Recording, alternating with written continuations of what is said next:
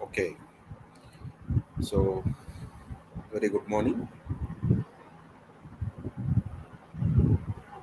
Yeah, I'm sharing my screen. Once you're able to see the slides, say yes in chat box.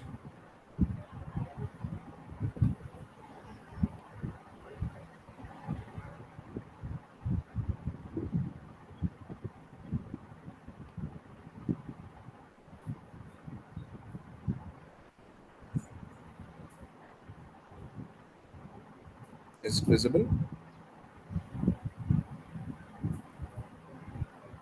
Yeah, Okay, well, yeah, thanks. Okay, I'll take a quick recall on yesterday's session. So we started with plant and equipment safety appraisals and controls.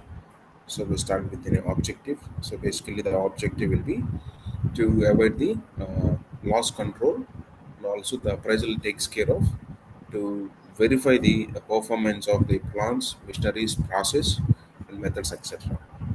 Then we have seen the types of appraisals, the qualitative and quantitative. So qualitative will be based on to find the necessary improvements where which is required to improve the safety, and the quantitative will be the rating the performance of a safety of the organization.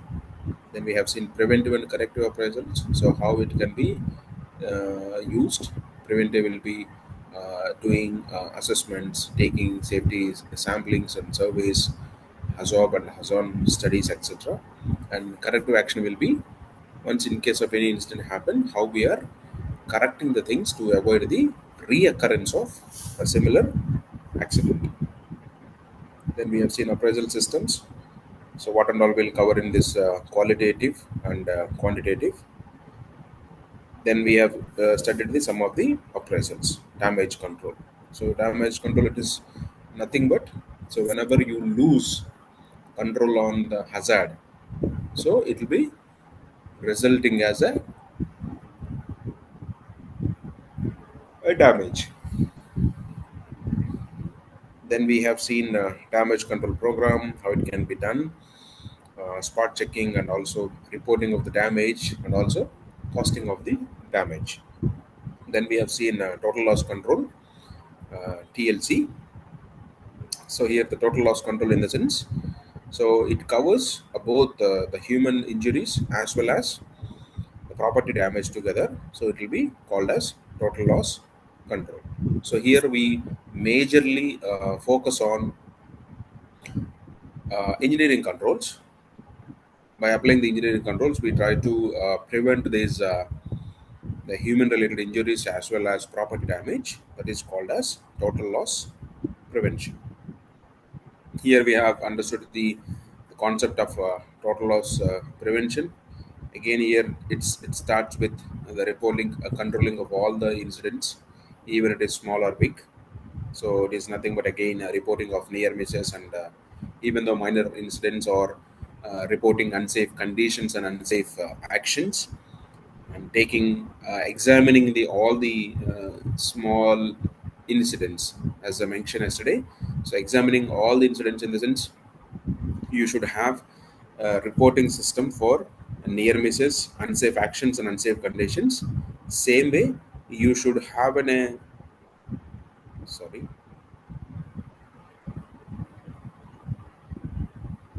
Anybody is having audio clarity issue?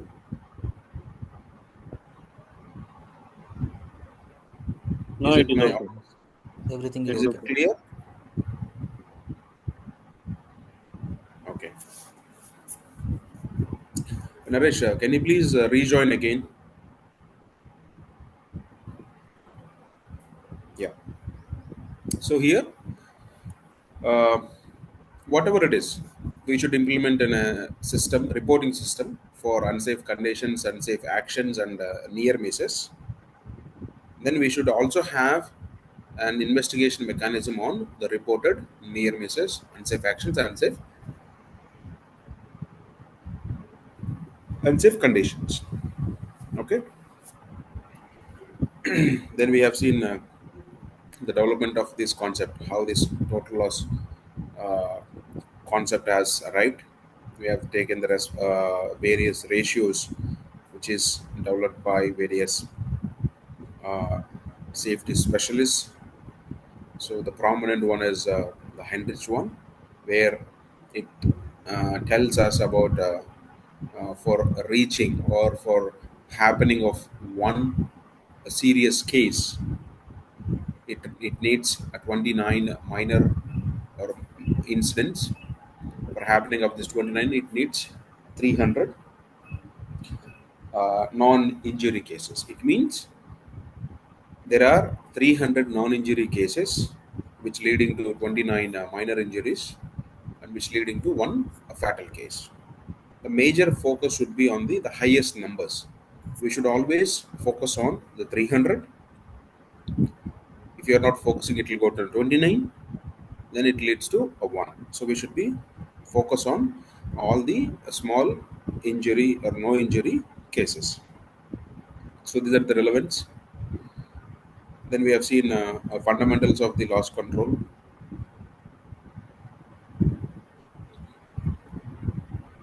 Okay, then we have seen steps as well.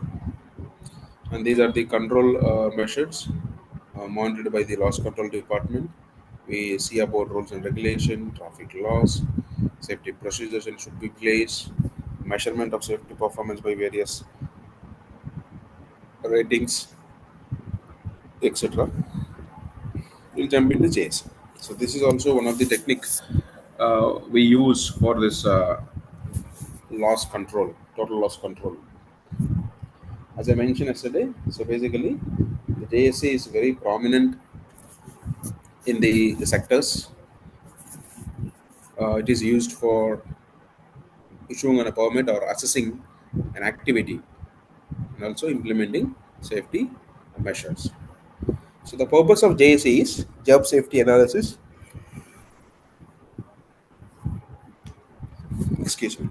Basically, here the procedure is to analyzing the job for the purpose of finding hazards in each step and developing by precautions to the JSA procedure talks about. We'll split the job into smaller jobs. Then each job we identify the hazards. Then against the hazard,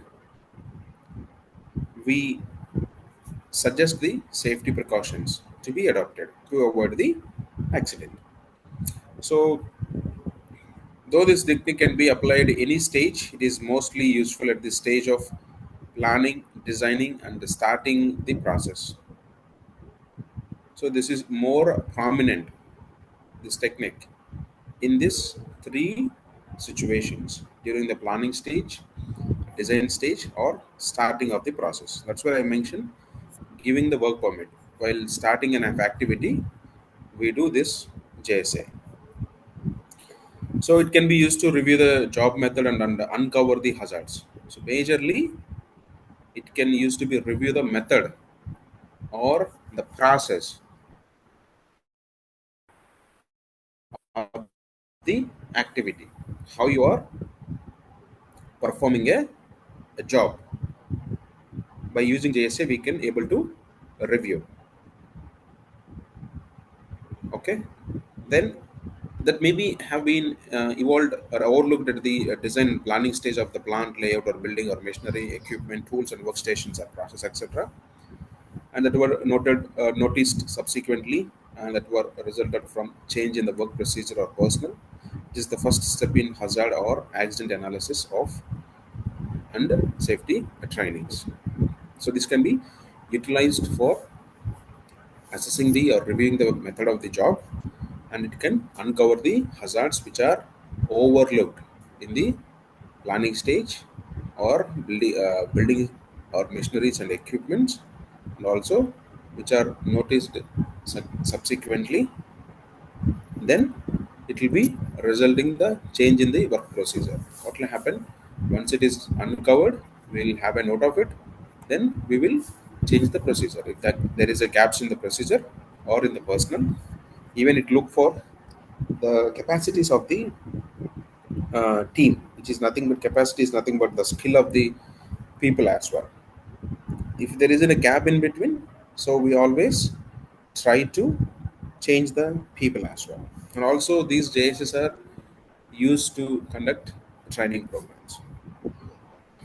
It determines details of each job in terms of duties, skills, abilities, and qualification, safety aspects, tools required, methods, and sequence of operation and work conditions. It is useful for routine and or repetitive job as well as maintenance and short hours. Okay, this is also important.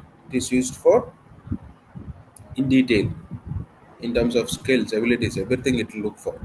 And also useful for routine and repetitive jobs also. Now we'll see some of the advantages with this JSA. So one is it suggests for what a personal characteristics such as age, male, female, qualification, skills and experience, abilities, physical standards, etc. So basically, it suggests what kind of people required, whether the suggested people are suitable for this activity or not.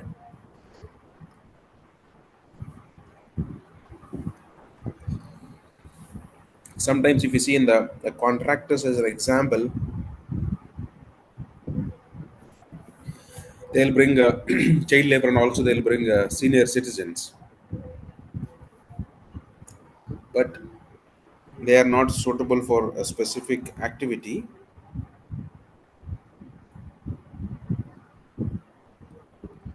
So it will remove such kind of things from the activity.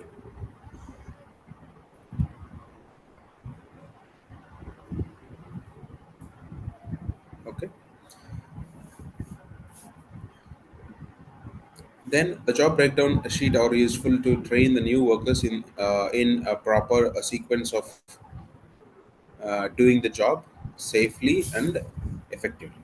So once you have done your job safety analysis, those sheets can be utilized for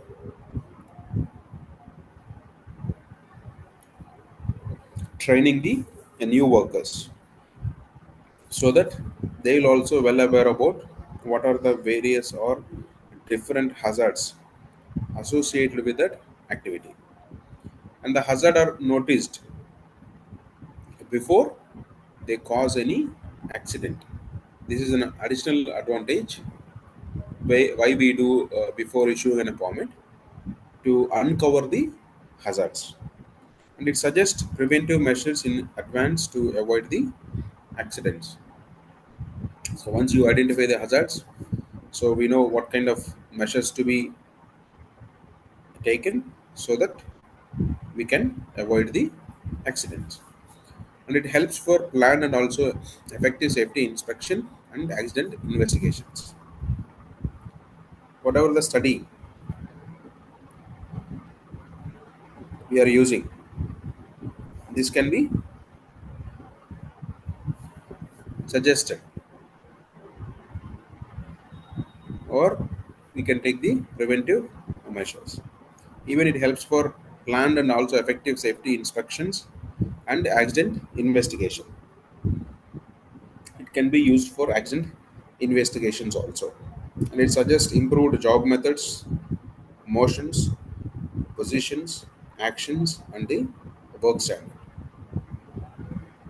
So it will also gives suggestions on improved job methods. So how we can improve the methodology they have following, and even motions means the physical movements of the team, even the work position they are working and their actions, etc. Then proper organization of methods consistent with the accepted safe and also efficient practices. So with this, what will happen, we can able to come up with proper methods to an accepted safety level. Pre-planning, preparedness, and also the propel performance can be started by executing properly the requirements of these operations. So we'll get a better execution of our operations by using JSA. Now we'll see the procedure. So this is the very basic uh, method to conduct in a JSA. First, we select a job, which means select an activity.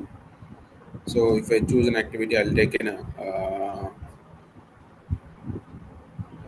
building a wall by using the bricks. So now we'll break down the job into successive steps. So building a wall is my ultimate activity. Now I'll break down into different steps. So for building a wall, what are the sub activities I need? So I have to bring the bricks, I have to mix the cement, then I have to start building a wall. Now I have to see, identify hazards in potential accidents in each step. For shifting of bricks from the storage near to the construction activity, what are the hazards associated?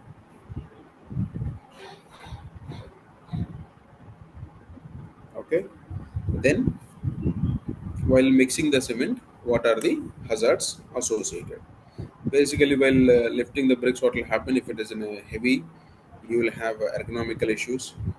The bricks may fall on your feet, or due to more frequent lifting, you may feel strain or ergonomical problems, or the fingers may caught between the bricks, or if you are working in a sunlight, you may affect with sunstroke. Okay, these are the various hazards I have identified. Then we look for safety measures. Instead of manual loading, we'll go for mechanical loading. Instead of doing in a very mid afternoon, I do it in the morning, early morning, or in the early evening for next day activity. Or else I go for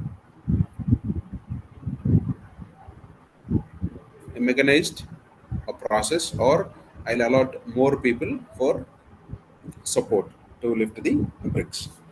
Like that, we suggest the safety solution to the identified hazards. Then develop safety measures to eliminate above hazards and consequential accidents. As we said, once you have done identified the hazards, then we'll identify the safety measures. We'll develop the safety measures which are required to avoid the hazards and sequential accidents also. Okay, that is the one method. Then second one is this also one of the technique, product loss control, product safety. So it is a legal responsibility of every manufacturer and seller,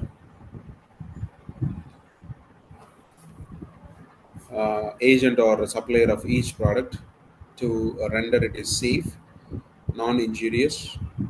Otherwise, if any harm is caused to a consumer, the buyer or user of any the product, legal damages are payable over the above any statutory compensation for the accidental injuries. So any product, whatever the product we are selling out, it should be safe. That's where we used to get the user guide and operational do's and don'ts to avoid such claims from the customers or users.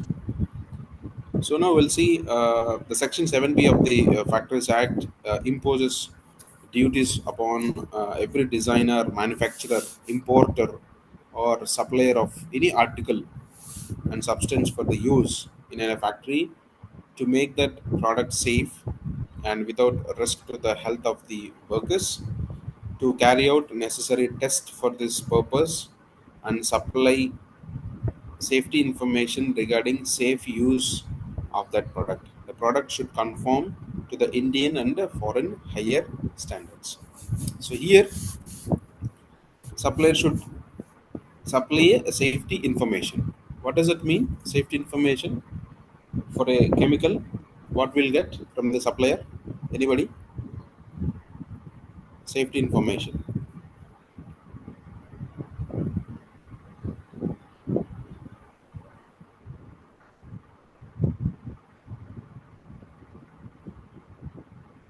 పడను sir Sorry.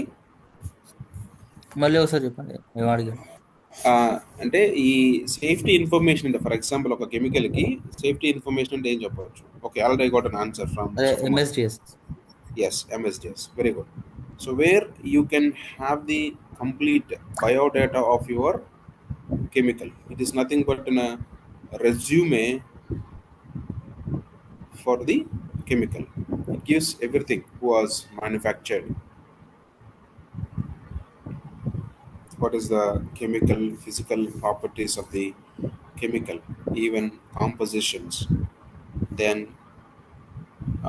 handling, storage, then first aid measures, firefighting measures, then disposal, etc., etc. All these things will be there so that the people will understand how to handle this.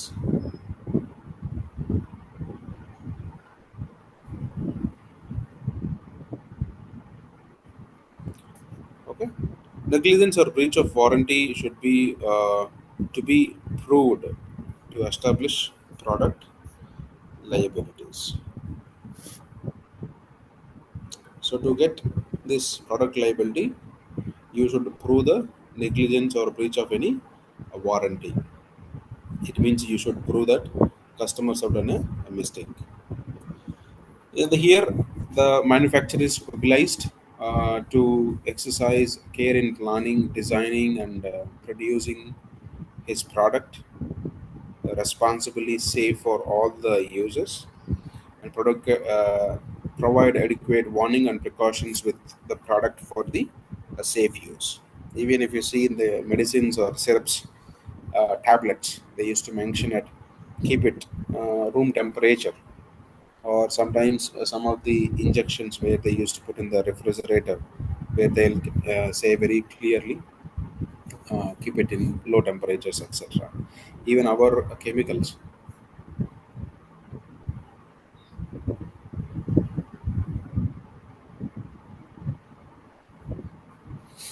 Okay, so here the manufacturer are mobilized, so mandated to have care planning, designing, and producing his product responsibly safe for all the users, and provide adequate warnings, the do's and don'ts, what to be done, what not to be done, etc. The product safety program should be include a clear policy, duties, and responsibilities of personnel in design, manufacturing, quality control, marketing, and servicing. The committee should include a chief engineer, sales manager, service managers, and representatives from other departments. The committee shall carry out various functions such as review of the design, change required safety warning signs and warnings, a review of accidents and claims, and education of engineers and operators. It is purely on the basis of product development, how the product is designed, and whether it is safe for the users or not. In case of such non-compliance, it has to be reviewed within the organization as per their organization structure. Okay. Then safety work permit is also one of the technique we have discussed earlier, majorly uh, used to uncover the hazards and take appropriate control on the various uh, non-routine activities. Here, the object and types will be basically the jobs in the factory are dangerous to the life, and therefore well advanced precautions are necessary before their commencement and till completion. That is an objective. And different types of permits we have seen already: hot works, welding, cutting, entering into a confined space, working at height, fragile roofs, opening of dangerous pipelines and electric works, etc. So these are the some of the works we do with a permit.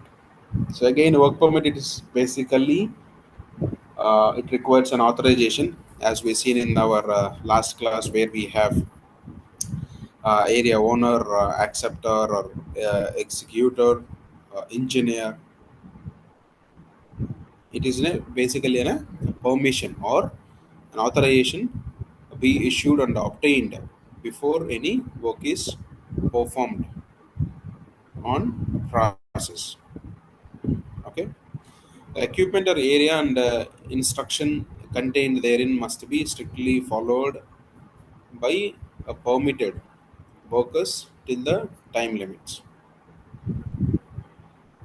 So upon decided time,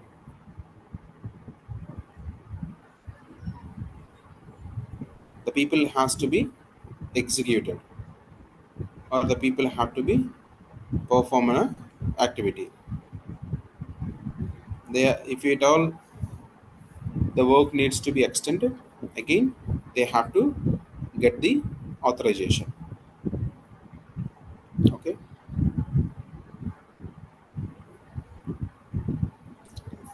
so if you see, the work permit system should be covered the following steps: who requires a permit, like contractors, engineers, maintenance, and workers; what kind of jobs, all maintenance works, tank cleaning, electrical inspections. These are the some of the examples. Don't stick with this.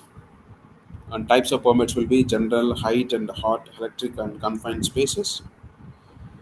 So who issue and to whom? So basically, the permit is issued by the supervisors or safety officers or responsible officers of the area and equipment.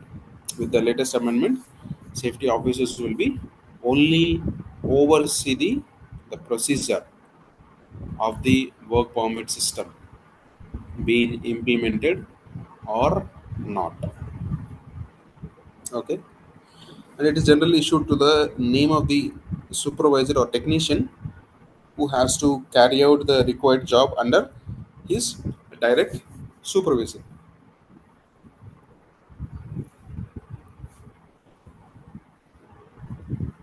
Then the content in the permit.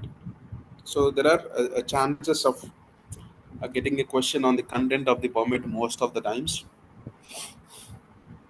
Say some of the content are very according to the permit, but generally the content will be name of the supervisor or person to whom it is issued, or sometimes the contractor or the company to whom we have issued a permit. Then a workplace, then equipment, the name of the work to be carried out, which means a description of the activity, and date and time of the start and completion, and personal permitted. So we'll have some of the companies I have seen list of people, few people involved. Basically, they'll give an provision of up to 10, 15 people, or 5 to 6 people they can write. If it is in a confined space, definitely you will have in the backside of the permit, you will have a list of entrance and their entry and exit from the confined space.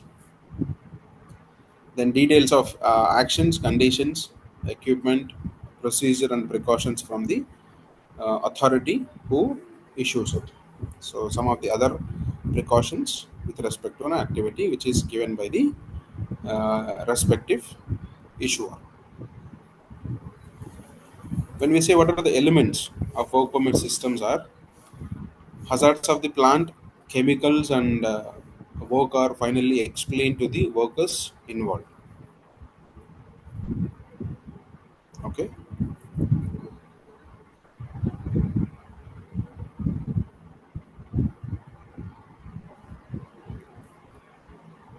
just lower your voice. Okay, I'm speaking as loud I can. I'm sorry, I can't increase more than this. Is it a problem with everybody with my voice? I'm not as louder as you can hear me.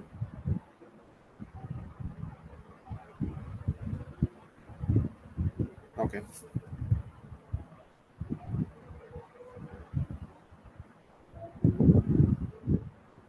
Okay. Naresh, can you please rejoin or just check your gadgets which you are using? Thanks. Just coming clumsy, sir. You going forward, sir. Take a sentence between sentence, sir. You break Sorry. between two sentences. That's only, నాకు అర్థం కాలేదు. sir. Give gap between two sentences, sir. Your voice is coming clumsy. Okay, understood.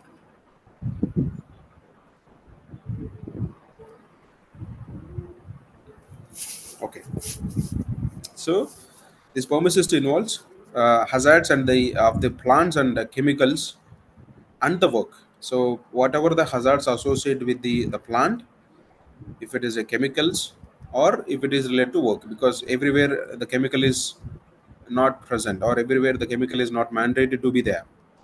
So we have to explain the potential hazards which are associated with that activities to the workers. Then instructions are in detail and fully understood by both the parties. So whatever the instructions which are given to the workers, we have to take a feedback that whether they have understood or not. And also the safety precautions or the agreed work practices. For example, we say that if the people are working above 6 feet, will the issuer will suggest a safety belt. It has to be agreed by the both. Yes, the authorizer is given an instruction to use a safety belt. The same way, the executor of the work also should accept, and they have to implement in the work area should be clearly identified, made safe, or the hazards are highlighted. So work area should be clearly identified, so where we are performing, and made safe. So here I take an example of hard work. So once we go to the location, we look for all the potential hazards. Then we if you see any combustible materials, so where we remove all the combustible materials, then we do on a gas test the presence of any allele, the flammable mixtures nearby. Then we'll start our activity. That means making your job safe.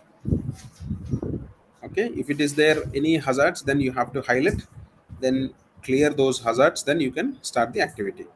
In charge of the area who issues the permit should be competent and responsible, and should sign the document starting that he is satisfied regarding the necessary isolations, blanketing, etc. completed, and it is made safe for the workers to work in that area. So it is simple that the in charge of the area who is signing on the permit, he should be competent. He should know about the potential hazards which are present in the activity, and also he should take the responsibility while signing the document, all the actions or isolations which they have done. For example, confined space, or if we take an electrical activity, when I say isolations, whether the lotto has been performed or not. So whether the lotto has been done to a perfect equipment or to the specific equipment where the people are working. All these things has to be checked by the issuer, and he makes sure that the work area is safe. Then he has to authorize. Okay.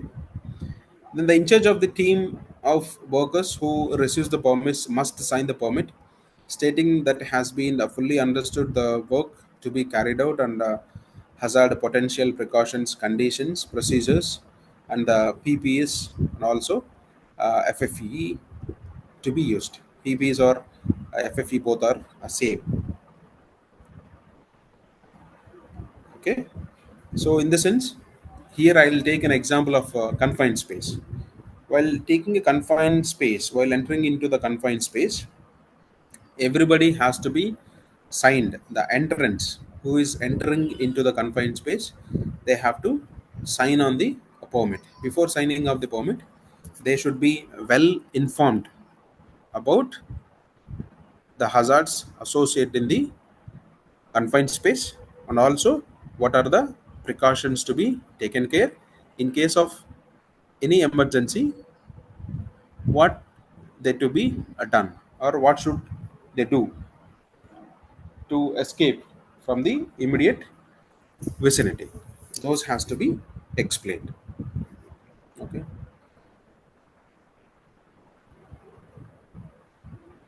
So here we have 26 seconds. I'm stopping here for now. Again, we'll continue after the break.